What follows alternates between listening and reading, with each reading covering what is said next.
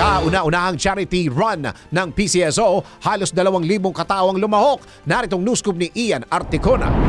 Halos 2,000 katao ang nakiisa sa kauna-unahang charity run ng PCSO o Philippine Charity Sweepstakes Office sa Makati Ayala Triangle nitong nakalipas na October 20. Ang 2024 PCSO Charity Run ay bahagi ng pagdiriwang ng National Day of Charity na kasabay na rin ang ika-70 anibersaryo ng ahensya. Tampok sa nasabing charity run ang 3 kategory, 3 kilometers, 5 kilometers at 10 kilometers na sinalihan hindi lamang ng mga opisyal at empleyado ng PCSO kundi maging ng partner institutions ng PCSO, iba pang government employees, beneficiaries at stakeholders at binuksan na rin sa publiko. Binigyan diin ni PCSO General Manager Mel Robles na ang nasabing charity run ay hindi lamang nagsisilbing bonding kundi malaking suporta ito sa mga advocacies at programa ng PCSO at maipabot na rin ang mga serbisyong ibinibigay ng ahensya para sa mga Pilipino. Sinabi ni GM Robles na maaaring maging taunan na ang charity run para patatagin na rin ang papel ng PCSO sa pagsusulong ng health, wellness at charitable causes sa buong bansa. At yan ang News Scoop. Ako si Ian Articona, nagbabalita ng tama, naglilingkod